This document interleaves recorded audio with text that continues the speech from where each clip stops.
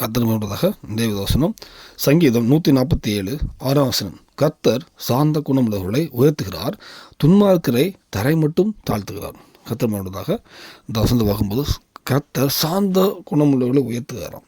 வேதத்தில் பார்த்தீங்கன்னா அநேக குணங்களை அநேக குணங்கள் கர்த்தருக்கு பிரியமான குணங்கள் இருக்குது. அதில் ஒன்று சாந்த குணம்.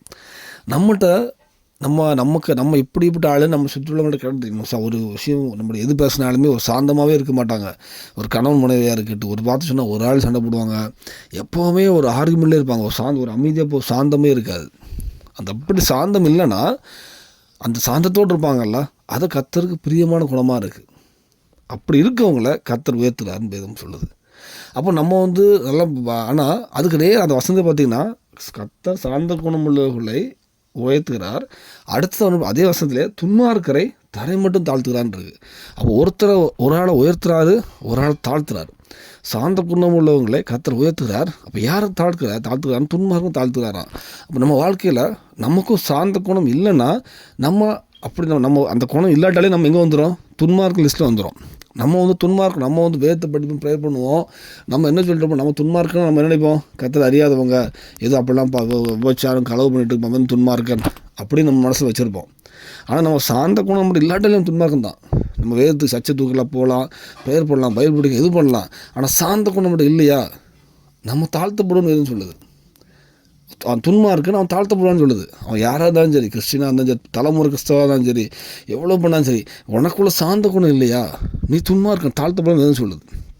இந்த வேளையில் நம்ம வாழ்க்கையில் நம்மகிட்ட சாந்த குணம் இருக்குதா? எனக்கு எல்லாத்துக்குமே எடுத்தவங்க சாந்தம் வராது. இது ஒரு லாங் ப்ராக்டிஸ் தான். ஆக்சுவலாக கர்த்தருக்குள்ள அந்த அன்பில் வந்து ஒரு ஸ்டேஜ் வரும்போது தான் அந்த சாந்த குணம் வரும். இயேசு கிறிஸ்து அடிக்கப்பட்ட ஆட்டுக்குட்டின்னு எதுன்னு சொல்லுது. அவள் கன்னத்தில் அறைவாங்க, காரி துப்புவாங்க. எல்லா சர்வத்தையும் உண்டாக்குன தேவன் அவர் எவ்வளோ தனி தாழ்த்தா இருப்பாருங்க. நம்மளும் அவருடைய அவர் ஆராதிக்கிற தேவன் நமக்குள்ளேயும் அவருடைய குணம் கொஞ்சம் வரணும். அது இல்லை, எனக்கு இதை ஒரு வாரம் சொன்னோடனே பொங்கிட்டு இருக்கோம், ஒரு வாரம் சொன்னாலும் என்னால் ஜீரணிக்க முடியல. ஆனால் நம்ம கிறிஸ்டின் தான், சர்ச்சைக்கு போகிறேன், எல்லாம் செய்கிறேன், பண்ணி பாஸ் இருக்குது, எல்லாம் இருக்குது. ஆனால் என்னால் ஒரு வார்த்தை கூட என்னால் அமைதியாக இருக்க முடியலைன்னா, வேதத்தின்படி நம்ம சாந்த குணம் இல்லைன்னா துன்மார்க்க லிஸ்ட்டு வந்துடும். நம்ம துன்மார்க்க இந்த வேளையில் நம்ம ஒரு விஷயம் நம்ம நிதானிப்போம், யாருமே பார்க்காண்டா. நம்ம உண்மையிலே நம்ம சாந்த குணமுள்ள லிஸ்ட்டில் வரோமா, கர்த்தருக்கு பிரியமானது வருமா, இல்லை துன்மார்க்க லிஸ்ட்டில் வரோமா? இன்றைக்கி துன்மார்க்க இருப்போமானால் இன்றைக்கி ஒரு விஷயம் நம்மளோட பாவங்களை அறிக்கிட்டு ஒரு விஷயம் கர்த்தர் பிரியமான சாந்த கொடுத்து கர்த்தர்கிட்ட கேட்போம், கர்த்தர் கொடுப்பார். அந்த ஒரு நாள் கண்டிப்பாக, ஒரு நாள் கொஞ்சம் மாறி ஒரு நாள் கண்டிப்பாக கர்த்தர் பிரியமாக வருவோம். இந்த பூமியிலும் தேவன் உயர்த்துவார், வசனத்தின்படி உயர்த்துவார், சாட்சியாக மாட்டுவார், பரலோகத்துக்கு ஆயத்தப்படுத்துவார். உங்களையும் அநேக ஜனங்களுக்கு பரலோகத்துக்கு வருவதற்கு உங்களுக்கு ஒரு வாய்க்காலாக, ஒரு பாதையாக, ஒரு வழிகாட்டியாக மாட்டுவார். அர்ப்பணிப்போம். தேவன் கிருபை செய்வாராக. ஆமென்.